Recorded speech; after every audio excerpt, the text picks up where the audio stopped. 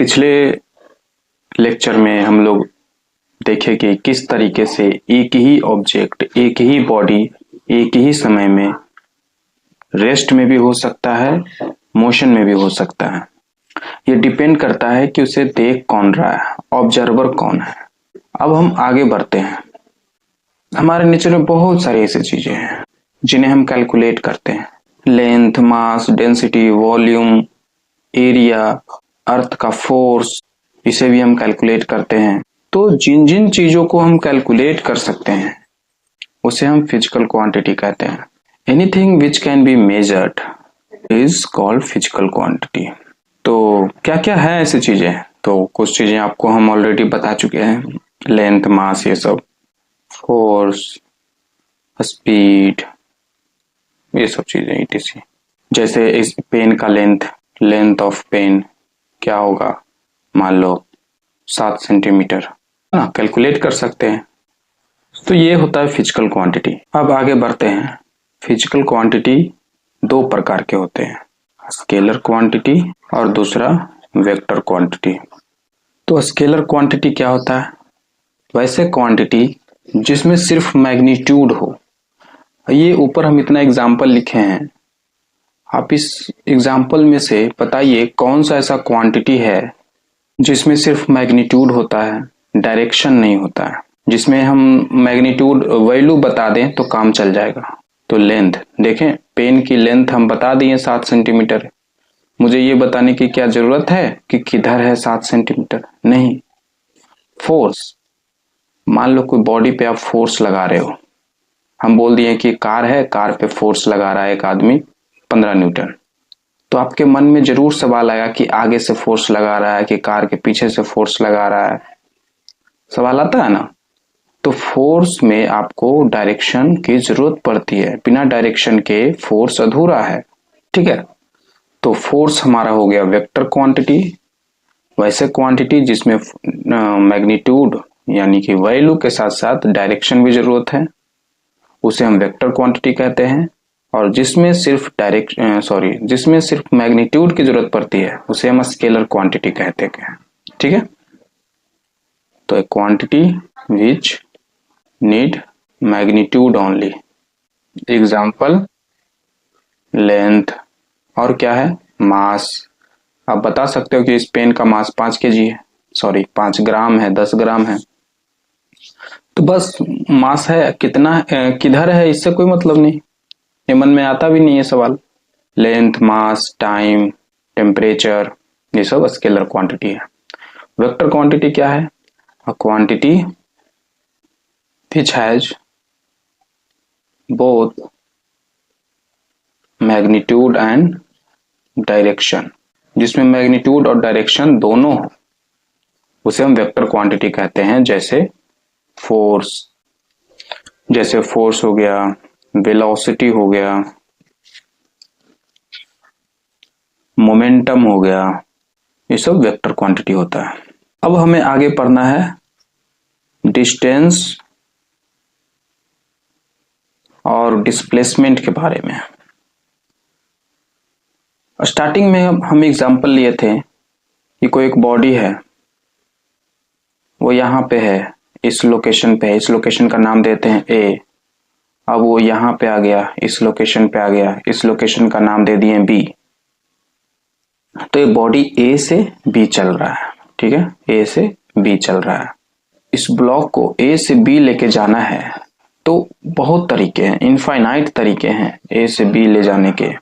इस रास्ते से भी लेके जा सकते हैं, इस रास्ते से भी लेके जा सकते हैं, इस रास्ते से भी लेके जा सकते हैं, ऐसे ही अनगिनत रास्ते हैं, ठीक है, जिससे ये ब्लॉक ए से बी जा सकता है।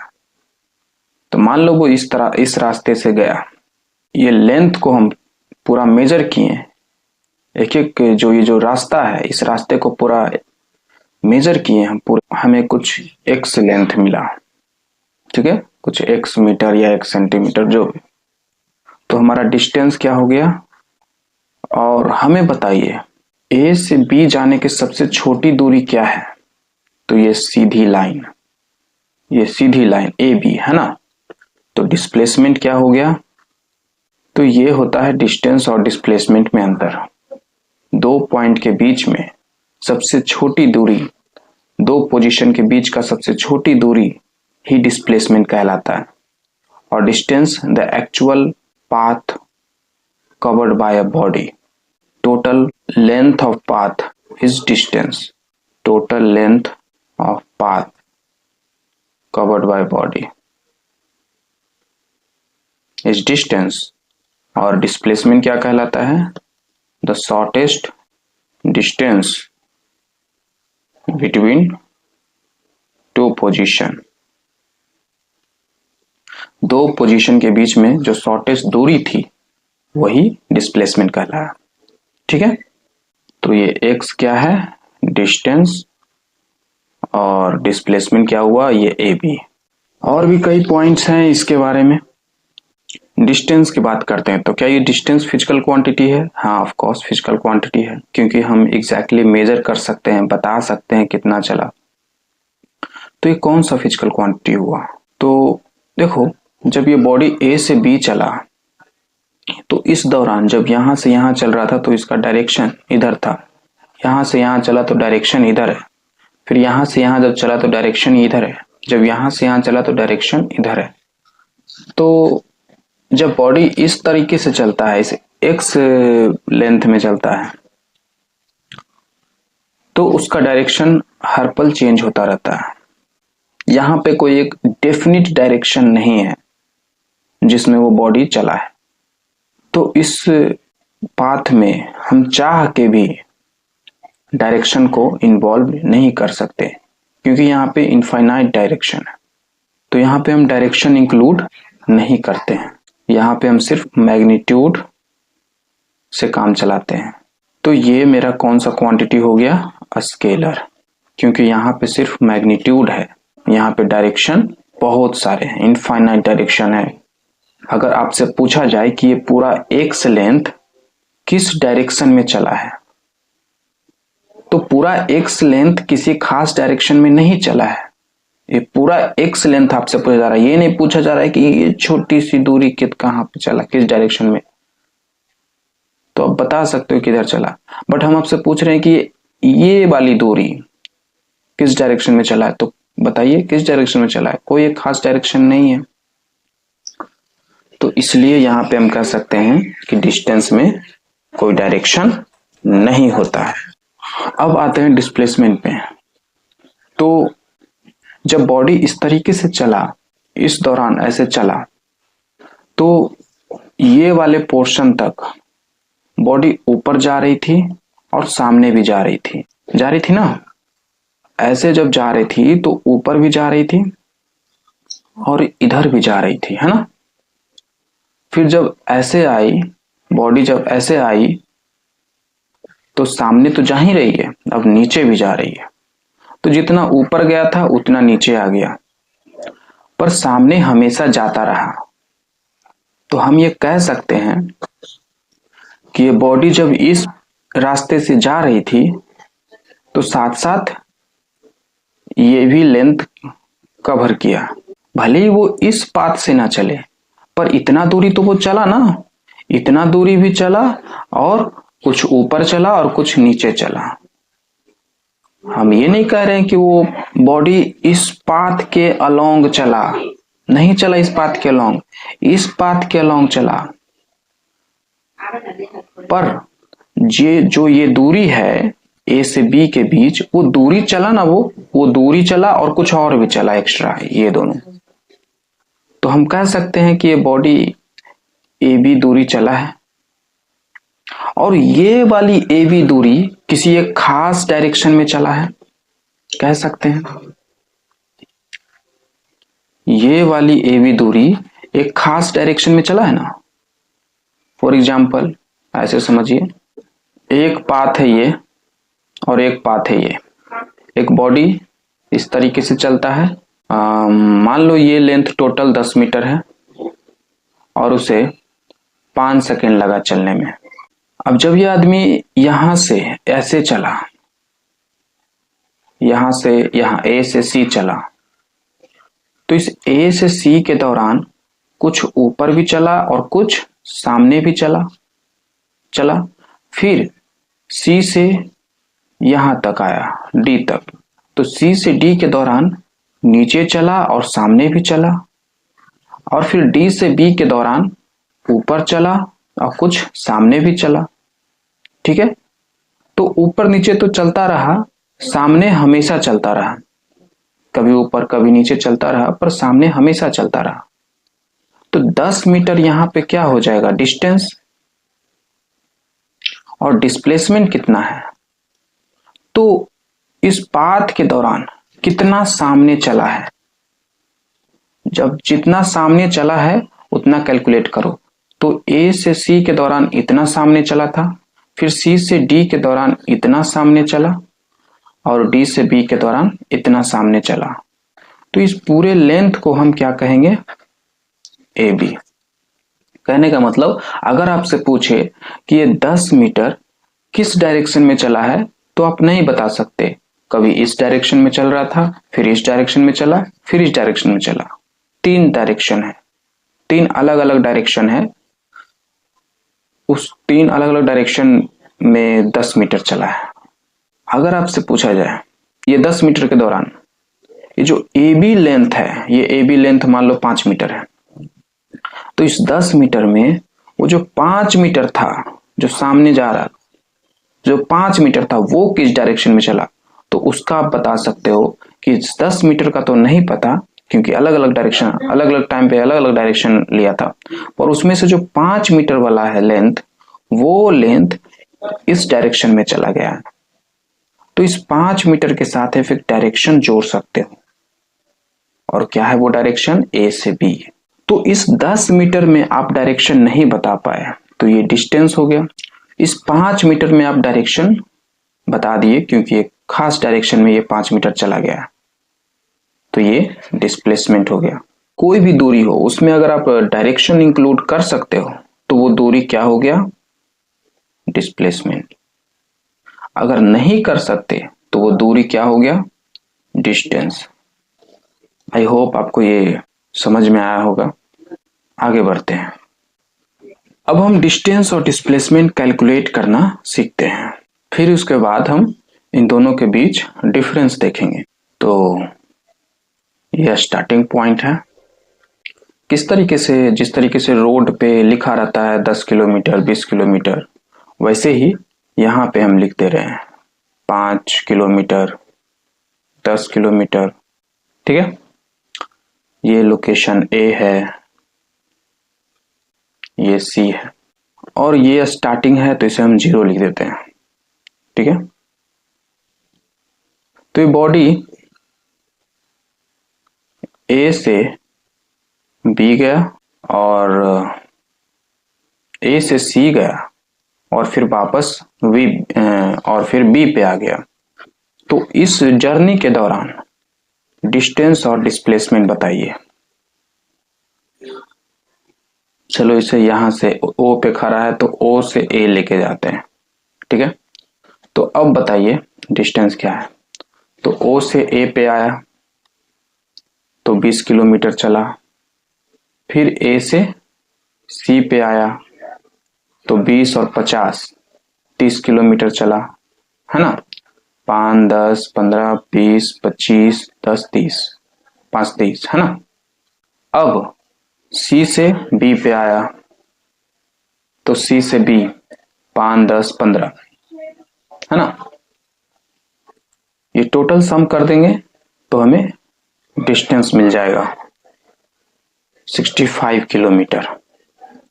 अब डिस्प्लेसमेंट की बारी। ओ से ए गया तो 20 किलोमीटर, और हाँ, क्योंकि डिस्प्लेसमेंट एक वेक्टर क्वांटिटी होता है, तो उसमें सिर्फ मैग्नीट्यूड नहीं लिखेंगे, डायरेक्शन भी लिखेंगे। तो क्या लिखें, 20 किलोमीटर ओ से ए गया ना, तो ओ से ए गया, ओरिजिन से ए गया, ये ओ को हम ओरिजिन बोल देते हैं। ठीक है, आप ओरिजिन जानते हो ना, जहां से आप शुरुआत करते हो। तो ओ से ए गया तो डिस्प्लेसमेंट क्या हो गया, क्या क्या सिखाया गया था, शॉर्टेज डिस्टेंस। शॉर्टेज डिस्टेंस यही है। तो 20 किलोमीटर किस डायरेक्शन में गया? इस डायरेक्शन में गया ना, तो इसको क्या नाम दे इस डायरेक्शन को? या तो ये लिख देते हैं 20 किलोमीटर O to A, तो हम चाहते हैं शॉर्टकट करें, तो उसके लिए हमें मैथ्स में सिखा जाता है प्लस माइनस लेना। आप इस डायरेक्शन को प्लस लो, इस डायरेक्शन में चलोगे तो माइनस लो, है ना। नंबर लाइन में ऐसा किए थे ना, ऑरिजिन से रहता, यहाँ 0 रहता था, इधर 1 + 1 + 2 + 3 -1 -2 -3। तो जितनी दूरी इधर चलेंगे उसको प्लस मिलेंगे और जितनी दूरी इधर चलेंगे उसे माइनस मिलेंगे। तो यहाँ पे हम ले लेते हैं +20 किलोमीटर। फिर A से C चले तो कितनी दूरी चले? 30, तो यहाँ लिखते हैं +30। ओके, नाउ फिर C से B चले, कितना चले? 15, बट इधर चले ना तो -15। अब इसको सॉल्व करो, 50 - 15 35। तो ये हुआ डिस्प्लेसमेंट, और ये डिस्प्लेसमेंट क्या आया है? पॉजिटिव आया कि निगेटिव आया? पॉजिटिव आया। इसका मतलब O से A, C, फिर C से B, मतलब O से आप B चले ना, O से A चले, फिर A से C चले, फिर C से B चले, मतलब पहले O पे थे, अब कहाँ पे हो? B पे हो। तो ये O से B चले, क्या है डिस्प्लेसमेंट? 35 किलोमीटर, और उसका साइन क्या है? प्लस, मतलब आप इधर चले 35 किलोमीटर। तो यहाँ पे देखिए, एक तो तरीका है कि एक एक डिस्टेंस किधर किधर चले, डिस्प्लेसमेंट सबको लिए, साइन के साथ लिए और सम कैलकुलेट कर दिए, सिंप्लीफाई कर दिए, तो मुझे ये आया। ये डायरेक्ट ऐसे भी किया जा सकता है कि O से A गया, C गया, कहाँ नहीं गया, उससे कोई मतलब नहीं है। इनिशियल पोजीशन क्या है? O 0। फाइनल पोजीशन क्या है? B। तो इन दोनों के बीच, इनिशियल पोजीशन और फाइनल पोजीशन के बीच की दूरी देख लो, क्या है? 35। और इस डायरेक्शन में O से B चला है ना, तो इस डायरेक्शन में तो +35 किलोमीटर। एक ये भी तरीका है। एक और तरीका है फॉर्मूला से, final position minus initial position. Final position क्या है? 35। इनिशियल पोजीशन क्या है? 0, तो 35 किलोमीटर। तो इस तरीके से हम डिस्प्लेसमेंट निकाल सकते हैं। जो आपको तरीका ठीक लगे वो तरीका अपनाइए।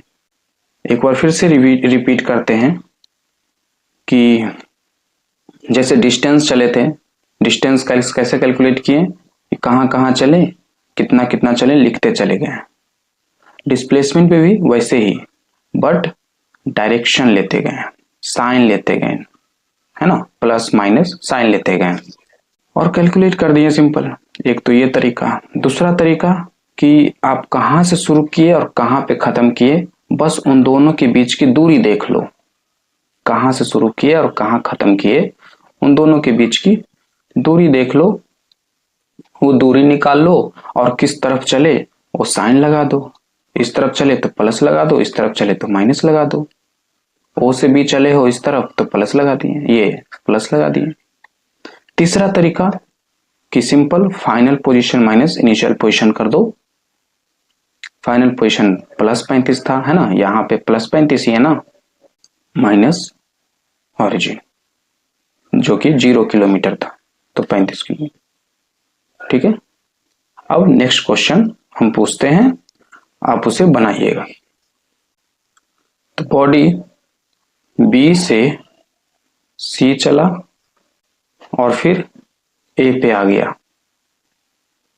बॉडी B पे था, फिर B से C चला, फिर A पे आ गया। अब डिस्टेंस बताइए और डिस्प्लेसमेंट बताइए। पहले आप कैलकुलेट करिए, फिर मेरे आंसर से मैच करिएगा। तो डिस्टेंस क्या है? B से C चला, कितनी दूरी चला? तो 1 2 3 15 किलोमीटर, है ना। किधर चला उससे कोई मतलब नहीं, प्लस माइनस देने की जरूरत नहीं है। फिर C से A चला तो कितना किलोमीटर चला? 30 किलोमीटर चला। 30 किलोमीटर जोड़ दिए। यहाँ पे ये प्लस दिए हैं तो इसका मतलब ये मत समझिए कि साइन दे दिए डायरेक्शन, नहीं, जोड़े हैं। 15 किलोमीटर इधर चला, फिर यहाँ से यहाँ 30 किलोमीटर इधर चला, तो टोटल 45 किलोमीटर। अब डिस्प्लेसमेंट की बात करते हैं। तो बी से सी चला, कितना चला? 15 चला, इस डायरेक्शन में चला ना, तो प्लस 15 किलोमीटर। फिर सी से ए चला, कितना चला? 30 किलोमीटर चला, किधर चला? इस डायरेक्शन में चला, तो माइनस 30 किलोमीटर। तो ये टोटल कितना आया? Minus 15 kilometre. तो इसका मतलब क्या कि ये बॉडी का डिस्प्लेसमेंट क्या है? Minus 15 kilometre. मतलब वो 15 किलोमीटर चला है इस डायरेक्शन में, है ना। और देखिए ना, ऐसे भी देखिए कि वो स्टार्ट किया था यहां से और अपना जर्नी एंड किया यहां पे, तो बी से ए चला वो, है ना। डिस्प्लेसमेंट में क्या होता है कि लोकेशन डिस्टेंस देखिए, shortage distance between two location, final position and initial position. तो बी से ए चला, तो बी से ए चलने में इधर चलना पड़ेगा ना 15, माइनस 15, इधर चल रहे हैं तो माइनस 15। दूसरा तरीका यही जो अभी हम बताएं कि इनिशियल पोजीशन देखो, फाइनल पोजीशन देखो और दोनों के बीच की दूरी देखो, 15 है और किस डायरेक्शन में है? इस डायरेक्शन में है, तो माइनस 15। एक और तरीका, final position minus initial position करो। फाइनल पोजीशन कितना है? 35 माइनस इनिशियल पोजीशन क्या है? 20। टोटल कितना आ गया? सॉरी, फाइनल पोजीशन क्या है? 20, इनिशियल पोजीशन क्या है? 35, कितना आ गया? माइनस 15, है ना। तो इस तरीके से आप डिस्प्लेसमेंट निकाल सकते हो। सबसे अच्छा ये तरीका है, फॉर्मूला वाला, सिंपली निकल जाता है। या ये भी तरीका ठीक है कि अपना इनिशियल पोजीशन और फाइनल पोजीशन देखो और रख दो, वैल्यू रख दो और डायरेक्शन के अनुसार साइन रख दो, ठीक है। तो आज के बाद से या तो ये तरीका या तो ये तरीका हम लगाएंगे, ठीक है। अब अगला क्वेश्चन, एक बॉडी बी से सी चला और फिर बी पे आ गया, इस दौरान डिस्टेंस बताइए। तो बी से सी चला 15 किलोमीटर और सी से बी पे आ गया, फिर 15 किलोमीटर मतलब 30 किलोमीटर। और डिस्प्लेसमेंट क्या होगा? तो बी से सी पे चला, वापस बी पे आ गया, तो इनिशियल पोजीशन क्या है और फाइनल पोजीशन क्या है? दोनों सेम ही है, तो बी पे था अब बी पे ही है, मतलब 0 किलोमीटर चला। या फिर ऐसे करो, final position minus initial position, final position 35 है ना, बी पे है तो इसका पोजीशन क्या है? 35। कहां से देखेंगे? रेफरेंस पॉइंट से देखेंगे। हम यहाँ ओरिजिन को रेफरेंस पॉइंट मान लिए, तो यहां से दूरी देख रहे हैं, 35 kilometre minus 35 kilometre is equal to 0। तो ये है, इस तरीके से हम डिस्टेंस और डिस्प्लेसमेंट कैलकुलेट करते हैं। अब आते हैं कुछ कंक्लूजन, कुछ एनालिसिस। इतना सो हम कैलकुलेशन किए, तो इस दौरान कुछ बातें कुछ स्टूडेंट गौर किए होंगे कि डिस्टेंस हमेशा पॉजिटिव है, बट डिस्प्लेसमेंट कभी पॉजिटिव है, कभी निगेटिव है, कभी 0 भी है। तो इस पूरे कैलकुलेशन में, पूरे एनालिसिस, इस कैलकुलेशन के एनालिसिस से हमें यह पता चला कि distance is only positive but displacement can be positive, negative और 0। ये पॉइंट बड़ा ही इंपॉर्टेंट है, एग्जाम में इस पॉइंट से जरूर क्वेश्चन आता है। Distance can be only positive but displacement can be positive, negative and या 0। और अगर आप डिफरेंस देखना चाहें डिस्टेंस और डिस्प्लेसमेंट के बीच, आपसे ये भी क्वेश्चन पूछा जाता है डिफरेंस, तो वो देखते हैं। Difference between distance and displacement.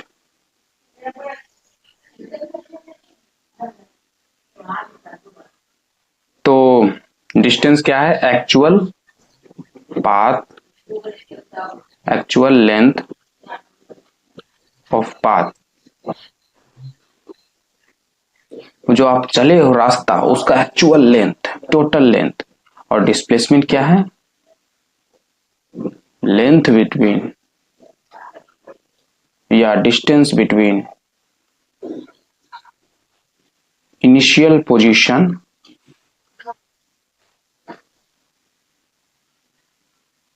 And final position. ठीक है, इसमें नो डायरेक्शन, इसमें डायरेक्शन होता है। ये स्केलर क्वांटिटी है, ये वेक्टर क्वांटिटी है।